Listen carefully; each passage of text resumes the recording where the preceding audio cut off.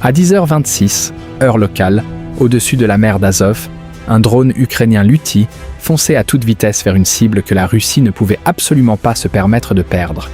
Cet appareil russe, un Il-38N, était la seule plateforme dont disposait la Russie en mer Noire capable de détecter leur nouvelle arme. Des images satellites, prises 6 heures auparavant, montrèrent déjà les équipes au sol en train de retirer les capots des moteurs. L'IL-38N devait être prêt à voler pour 13 heures. C'était leur unique chance de l'abattre avant qu'il ne prenne son envol. Le temps était déjà compté. Bienvenue sur Frontières en alerte, où nous explorons les récits les plus intenses des conflits modernes. Ce que vous êtes sur le point de découvrir, c'est comment un seul drone, apparemment vulnérable, mais a réussi à déjouer les systèmes de défense russes les plus avancés, révélant des failles insoupçonnées et une ingéniosité surprenante. À 10h31, le Luty franchissait le littoral ukrainien et descendait à 50 mètres au-dessus des eaux grises de l'hiver. Devant lui s'étendaient 280 km de mer ouverte. À une vitesse de 220 km par heure, la traversée prendrait 76 minutes. 76 minutes de silence. La cellule composite du drone dispersait l'énergie radar dans toutes les directions, sauf vers les stations russes, agissant comme si vous lanciez une poignée de paillettes au lieu d'un miroir pour vous voir. À 50 mètres d'altitude, la courbure de la Terre faisait le reste. Les ondes radar voyagent en ligne droite, mais la Terre ne coopère pas. Le drone volait sous l'horizon, d'un invisible pour chaque radar russe, dans un rayon de 200 km. Pendant plus d'une heure, il aurait aussi bien pu ne pas exister. Tout semblait être une opération de routine, jusqu'à ce qu'il retrouve la terre ferme. À 11h47, le drone atteignait la terre ferme, à l'est de Perovskoatar. Il restait 70 km jusqu'à la cible, et 19 minutes avant l'impact. La phase d'invisibilité était terminée. C'était maintenant au tour de la Russie de réagir. 3 secondes après avoir franchi le littoral, le silence fut rompu. Observez cette tour cellulaire près du village de Stouterovskia. Vous y verrez ce qui ressemble à un équipement de télécommunication standard. Un cylindre gris boulonné au cadre, de la taille approximative d'une thermos de café. Dos à l'intérieur se trouvent 4 microphones omnidirectionnels et un processeur exécutant des algorithmes de classification. Ingénieux. Mais l'ingéniosité ne fonctionne que si l'ennemi n'en a pas connaissance. C'était la réponse de la Russie aux drones furtifs. Vous ne pouvez pas voir ce qui vole sous l'horizon radar, mais vous pouvez l'entendre. Le turbo-réacteur du Luty ne se souciait guère de la furtivité. Son moteur produisait 85 décibels à 100 mètres, l'équivalent du bruit d'une moto lancée à pleine vitesse sur autoroute. Les pales du compresseur créaient un sifflement aigu entre 4000 et 8000 Hz, tandis que la combustion ajoutait un grondement plus grave entre 200 et 500 Hz. Dans l'air froid de décembre, ce son portait loin, car l'air dense transmet l'énergie acoustique plus efficacement que l'air chaud. Le microphone a capté les premières traces à 11h47. La force du signal était de 53 décibels, soit à peu près le volume de votre collègue de bureau qui jure que personne ne l'a entendu péter dans la salle de pause. Faible, certes, mais bien au-dessus des 35 décibels de bruit ambiant d'une matinée d'hiver russe en zone rurale. La Russie avait construit des microphones suffisamment sensibles pour prendre un Steve de la comptabilité en flagrant délit. L'algorithme avait trouvé son aiguille dans une botte de foin. Le processeur a effectué une transformée de Fourier rapide, décomposant le son, entrant en ses fréquences composantes, comme on sépare un accord en notes individuelles. L'algorithme a ensuite comparé l'empreinte spectrale à sa base de données. Ce sifflement aigu des pales de compresseur, ce grondement de combustion, c'est ces ratios spécifiques qui distinguent les turboréacteurs des hélices. La classification est revenue en 1,3 secondes. Drone hostile, confiance à 87%, gisement 245 degrés. Un seul microphone fournit une direction, mais pas une distance. Le drone pouvait se trouver à 2 km comme à 10. C'était comme savoir que quelqu'un crie de l'Est sans savoir s'il est dans votre jardin ou au bout de la rue. Mais la Russie dispose de plus de 200 de ces capteurs le long de la côte de Krasnodar, espacés de 3 à 5 km.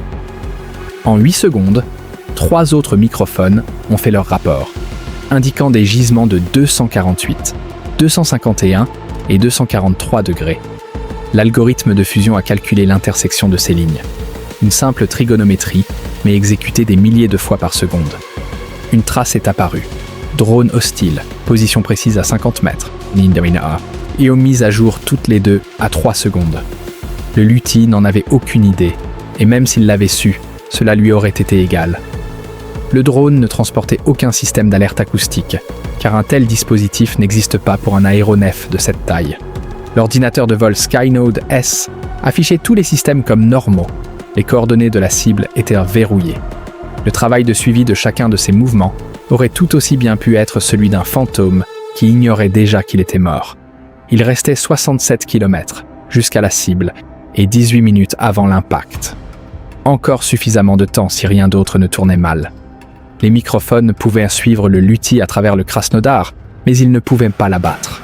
Pour cela, la Russie avait besoin d'une arme différente. À 11h52, et 5 minutes après que les microphones eurent détecté le drone, les données de suivi ont atteint une batterie Tor M2 Astrovskaya, située à 18 km au sud-est de la position du drone, et bien à portée du système. Le Tor M2 est la réponse à courte portée de la Russie à ce type de menace. 8 missiles sur un châssis chenillé, un radar capable de suivre 48 objets simultanément. Sur le papier, le luthier était déjà condamné. Le commandant de la batterie disposait de coordonnées précises grâce au réseau acoustique. Il a orienté son radar de conduite de tir dans la direction générale et a cherché la cible. Rien. Il avait des données de position précises à 50 mètres.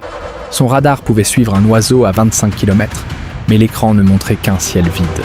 Le problème résidait dans l'angle d'élévation. Le radar de conduite de tir du Tor doit pointer légèrement vers le haut pour ses cibles, au moins 1,5 degré au-dessus de l'horizon. Plus bas, les réflexions du sol submergeraient le retour. Les ondes radar rebondissent sur le terrain, créant de faux échos que le processeur ne peut distinguer des cibles réelles. Le système avait été conçu pour les avions et les hélicoptères, des menaces qui volent à des centaines de mètres. Personne n'avait prévu un drone à 30 mètres d'altitude. À 18 km, une cible volant à 30 mètres se trouve à un angle d'élévation de 0,1 degré, pratiquement à l'horizon. Le radar regardait droit dans le fouillis du sol, et le drone y était noyé. Le commandant a fait les calculs. Pour que son radar puisse voir une cible à 30 mètres d'altitude, cette cible devait se trouver à moins d'1,2 km. À 180 km/h, le luthier traverserait cette fenêtre en 24 secondes. Il n'aurait qu'une seule chance si le drone volait directement vers sa position. Mais ce n'était pas le cas. Le luthier se dirigeait vers le nord-est, passant devant lui plutôt que de s'approcher. Le commandant a suivi les données acoustiques au fur et à mesure de leur mise à jour, portée de 16 km, puis 15. Le drone se rapprochait, mais la géométrie ne s'améliorait pas. La trace passerait à 4 km au nord de sa position, sans jamais entrer dans la fenêtre étroite où son radar aurait pu l'acquérir. À 11h55, le réseau acoustique le signalait à 12 km, filant vers le nord-est à 175 km/h. Le radar du Tor ne montrait toujours rien d'autre que des terres agricoles, gelées et des motifs d'interférence. À 11h57, la trace a entièrement dépassé son enveloppe d'engagement. La portée augmentait, le drone s'éloignait désormais. Celui-ci avait littéralement volé sous le radar. Il restait 47 km jusqu'à la cible et 12 minutes avant l'impact. Le luthier avait échappé au réseau acoustique grâce au masquage du terrain et au Tor grâce à la géométrie et à la physique. Mais quelque chose d'autre le chassait depuis, avant qu'il ne franchisse la côte. Quelque chose qui ne se souciait ni des angles d'élévation ni des horizons radars. À 40 km à l'ouest, cette arme était déjà en vol. Le Gérant 2 avait été lancé depuis une position près de Timuk à 10h50, 3 minutes seulement après le décollage du luthier. Les ordres permanents russes maintenaient des intercepteurs armés en orbite chaque fois qu'une alerte satellite signalait une activité de lancement ukrainienne. Un luthier quittant une piste de Zaporizhia avait déclenché l'alerte. Le Gérant 2 était donc en l'air avant même que le drone ukrainien n'atteigne la côte. Mais ce n'était pas un Gérant 2 ordinaire. Si vous observez ici le haut du fuselage, là où l'aile delta rencontre le carter du moteur, vous remarquerez quelque chose d'inhabituel pour un drone d'attaque. Un missile neuf, K333 Verba, dans un tube de lancement modifié, maintenu par des supports en aluminium boulonnés à la cellule. La Russie avait transformé un drone d'attaque à usage unique en une plateforme SAM aéroportée. C'était l'équivalent pour un drone d'attacher un fusil à pompe à une tondeuse à gazon. Laid, improvisé, et juste assez fou pour fonctionner. Le Gérant 2 est une conception iranienne, construite sous licence russe, le Shahed 136, avec des marquages cyrilliques. Aile delta, hélice propulsive, moteur à piston, 4 cylindres de 50 chevaux, vitesse de croisière de 185 km/h, autonomie normale de plus de 4 heures. La variante armée est différente. Le système Verba ajoute 12 kg, ce poids supplémentaire réduisant le temps de vol stationnaire à 90 minutes. Si vous regardez le matériel de montage, vous verrez 2 boîtiers noirs près du tube de lancement. Ce sont des servomoteurs. L'un contrôle le couvercle protecteur au-dessus du chercheur du missile, l'autre actionne la gâchette de tir. Des câbles courent dans le fuselage fixé à la peau. Cela signifie que l'opérateur ne tire pas d'une simple pression sur un bouton. Il envoie des commandes via un réseau maillé, un système radio où les signaux sautent entre les drones relais et les stations au sol, chaque nœud transmettant les données au suivant jusqu'à ce qu'elles atteignent le drone. Première commande, ouvrir le couvercle. Deuxième, aligner le drone. Troisième, tirer. À 11h47, lorsque le LUTI a touché terre, il était en vol depuis environ 60 minutes. Il restait 30 minutes de carburant, un seul missile et une cible se cachant dans un flou acoustique de 400 mètres. Le Gérant 2 a reçu les données de suivi acoustique. Drone hostile, gisement 095, portée 38 km, cap nord-est. L'opérateur a ajusté son cap vers l'est, descendant à 600 mètres, et a commencé sa recherche. Il restait 47 km jusqu'à la cible et 15 minutes de carburant. Le compte à rebours avait commencé pour les deux camps. En mai, trouver un drone à 30 mètres d'altitude dans un canal d'irrigation n'est pas comparable à la détection d'un aéronef en plein ciel. Le chercheur du Verba a besoin de contraste. Une cible chaude sur un fond froid. Dans le ciel, un échappement à 400 degrés contraste facilement avec un air à moins 15 degrés Celsius, permettant une acquisition aisée à 6 km. Contre le sol, tout change. Des terres agricoles gelées à moins 3 degrés Celsius. Des champs labourés se réchauffant à plus 5 degrés Celsius. Une tapisserie thermique complexe que les 3 canaux du chercheur doivent d'une manière ou d'une autre distinguer de la cible. L'opérateur a cherché pendant 6 minutes. Sa caméra montrait des champs gelés, des arbres dénudés, la ligne sombre d'un canal. Mais le réseau acoustique indiquait que la cible se trouvait quelque part dans une ellipse de 400 mètres. Mais quelque part ne constitue pas une solution de tir. Il restait 12 minutes de carburant. Le canal se terminait plus loin. Le LUTI devrait prendre de l'altitude. Quand il grimperait, tout changerait.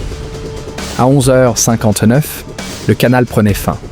Des terres agricoles ouvertes s'élevaient vers le nord-est. Plus aucun terrain pour se cacher. Le profil du LUTI exigeait une exposition minimale. Rester bas, rester rapide, ne jamais se découper en silhouette contre le ciel pendant plus de quelques secondes. Le Skynode S a identifié des bâtiments agricoles à 2 km devant, des toits métalliques, un fouillis thermique. Si le drone atteignait ces bâtiments avant de grimper, l'arrière-plan pourrait masquer sa signature. Cela a presque fonctionné. À 12h07, une ligne de crête a bloqué le chemin. Aucune route de contournement. Le drone a tiré vers le haut jusqu'à 80 mm, a franchi la crête et a plongé de l'autre côté. 3 secondes. L'échappement s'est découpé en silhouette contre le ciel gris de décembre. La caméra du Gérant 2 l'a capturé parfaitement. Un point lumineux, se déplaçant rapidement, indubitablement chaud. Les mains de l'opérateur se sont activées. Première commande. Ouvrir le couvercle de lancement. Le servomoteur s'est actionné. Le capuchon protecteur s'est écarté. Le chercheur à 3 canaux a commencé à balayer. Deuxième commande. Alignement. Le Gérant 2 a viré, pointant son axe vers le gisement de la cible. Le chercheur a immédiatement trouvé l'échappement. Ultraviolet fort, infrarouge fort, infrarouge moyen fort. Dans les 3 correspondant à un profil de moteur. Pas une fusée éclairante, pas une réflexion thermique, une cible réelle. Troisième commande, feu. Le moteur à propergol solide s'est allumé. 20 grammes de poussée. Le Gérant 2 a tremblé alors que le missile quittait la cellule. L'opérateur s'est battu pour stabiliser l'appareil alors qu'il fonçait à toute vitesse vers sa cible. La portée au lancement était de 7,2 km. Le taux de rapprochement était de 850 mètres par seconde. Le temps d'interception, 11 secondes, peut-être moins, grâce à une caractéristique particulière. Le missile Verba utilise la navigation proportionnelle. Ils ne se contentent pas de poursuivre la cible, ils volent vers l'endroit où la cible sera, ajustant constamment son angle pour couper tout échappatoire. Une géométrie simple, mais extrêmement difficile à contrer sans contre-mesure. Le LUTI n'en avait aucune, pas de paillettes, pas de fusées éclairantes, pas de brouillage. Le drone avait été conçu pour la portée et la charge utile, pas pour la survivabilité. Mais il possédait autre chose. Au moment où le LUTI a franchi la crête, le Skynodes S a exécuté le point de cheminement suivant. Nez vers le bas, manette des gaz au ralenti. Plongé vers le terrain de l'autre côté, un lit de ruisseau qui fournirait une ombre acoustique pour la prochaine étape. Le drone n'évitait pas le missile, il ignorait même son existence. Il s'agissait d'un masquage de terrain préprogrammé. Une coïncidence, mais une coïncidence très efficace. Le chercheur a maintenu son verrouillage. Les 3 canaux suivaient l'échappement descendant. Le guidage a ordonné une plongée pour s'aligner, mais le missile fonçait désormais vers le sol à 600 mètres par seconde. La fusée de proximité magnétique est conçue pour détonner près des structures métalliques. Cependant, cette sensibilité crée des problèmes près du terrain. Sol gelé, conduite enterrée, sol riche en fer. Tous ces éléments génèrent de faibles signatures magnétiques que la fusée devait distinguer des cibles valides. 9 secondes après le lancement, le missile était à 30 mètres, toujours en descente. Les chercheurs étaient toujours verrouillés. 11 secondes plus tard, le missile était à 18 mètres. Le LUTI à 25 mètres, sortant de sa plongée. La fusée s'est déclenchée, non pas sur le drone, mais sur un tracteur abandonné dans le lit du ruisseau. L'ogive de 1,5 kg a explosé sur la terre gelée. Des fragments se sont dispersés à travers le champ. Le LUTI, 40 mètres plus loin et en pleine ascension, a tressailli sous l'onde de choc. Aucun dommage. L'opérateur a observé l'explosion. Mauvaise position. Mauvais angle. Pas de traînée de débris. Échec. Son unique missile. Il restait 9 minutes de carburant. La cible avait disparu. Dans le Krasnodar, l'opérateur fixait son écran. 11 mois d'interception. Et c'était son premier échec. Quelqu'un exigerait une explication. Il n'en avait pas. Il a choisi la poursuite. Plein gaz. La caméra suivait. Le Gérant 2 ne pouvait pas rattraper le LUTI. Il était 35 km/h trop lent, mais il pouvait relayer sa position à la défense de la base. À 26 km de la cible, le LUTI avait survécu à la détection acoustique grâce au masquage du terrain et au missile Verba par chance et par programmation. Devant lui se trouvait la partie la plus difficile. Trouver un avion spécifique parmi des dizaines, avec une IA qui n'avait jamais vu cette cible sous cet angle. Le LUTI devait trouver l'IL-38N, ignorer l'IL-38 standard, garé à 80 mètres, et frapper suffisamment précisément pour que l'ogive à explosion aérienne détruise la section des capteurs, et non pas seulement endommager la cellule. Si vous observez les 2 avions, vous comprendrez pourquoi c'est difficile. Tous 2 possèdent 4 turbopropulseurs, des ailes hautes et de longs fuselages de couleur grise similaires. À 35 mètres d'altitude et sous un angle oblique, ils sont presque identiques. La différence se situe sur le dessus du fuselage avant. L'IL-38. N transporte le pod Elint NV9, une structure carrée d'environ 2 mètres de long. Il est monté sur des supports externes au-dessus du cockpit. ELINT signifie Electronic Intelligence. Le pod contient des récepteurs passifs qui interceptent les émissions radar et radio, classifiant les signaux par fréquence, schéma d'impulsion et origine. L'IL-38 standard n'en est pas équipé. Ce pod marquait la cible. Détruire le mauvais avion ferait perdre à la Russie un avion d'entraînement de 8 millions de dollars. Détruire le bon lui ferait perdre son unique chasseur de sous-marins de la mer Noire. Le réseau neuronal fonctionnant sur le Skynodes S avait été entraîné spécifiquement pour cette discrimination. Voici comment cela fonctionne. Les services de renseignement ukrainiens ont rassemblé des milliers d'images, photos satellites, séquences de reconnaissance, images publiquement disponibles, photographies d'aviation commerciale. Chaque image était étiquetée. Ceci est un IL-38N. Ceci est un IL-38 standard. Ceci est autre chose. L'algorithme a appris des motifs, pas des règles explicites, mais des motifs. Il a appris que les avions IL-38N présentent une forme rectangulaire au-dessus du cockpit que les variantes du standard n'ont pas. Il a appris le rapport d'aspect de cette forme l'ombre qu'elle projette sous différents angles de soleil, sa position par rapport aux fenêtres du cockpit. Pendant le vol, la caméra transmet 30 images par seconde au processeur. Chaque image subit une extraction de caractéristiques. L'algorithme identifie les bords, les formes, les ombres et les relations géométriques. Il recherche d'abord les avions à 4 moteurs, puis les ailes hautes, puis un profil de nez distinctif. Ensuite, il recherche le pod ELINT, ce que le système dessine une boîte englobante autour des formes candidates, mesurant les dimensions pixel par pixel. Il compare les rapports d'aspect avec ses données d'entraînement. Il pondère la confiance en fonction de la proximité de l'observation, avec les exemples connus. Classification finale. IL-38N. Confiance globale. 94%. À 12h15 et 8 secondes, la liaison satellite a transmis une rafale chiffrée. Frappe autorisée. Il restait 14 secondes avant l'impact. Mais à 12h15 et 12 secondes, l'ordinateur de navigation a détecté un obstacle absent de ses images de référence. Un groupe électrogène au sol, à côté de la cible, dont la cheminée d'échappement s'étendait sur 4 mètres, dans le couloir d'approche. Les photos satellites dataient de 18 heures. Quelqu'un avait déplacé l'équipement. L'IA a recalculé 3 degrés à droite. Cette descente plus raide.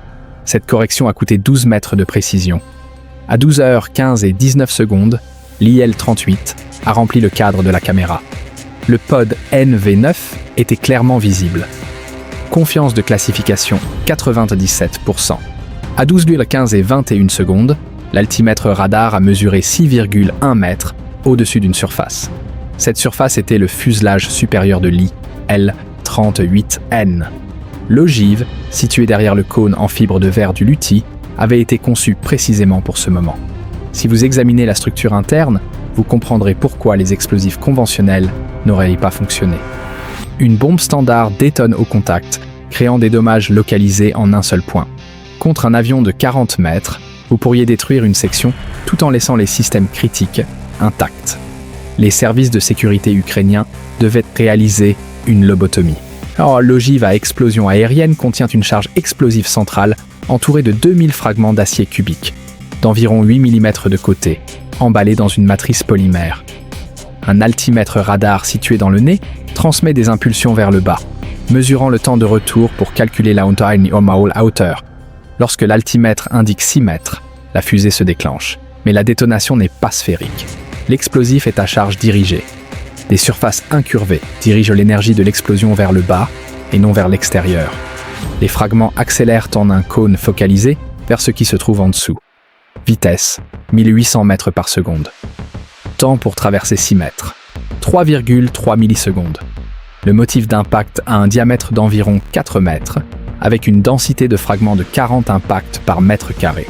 La peau en aluminium de l'avion n'offre aucune résistance. À 12h15 et 21 secondes, l'ogive a détonné.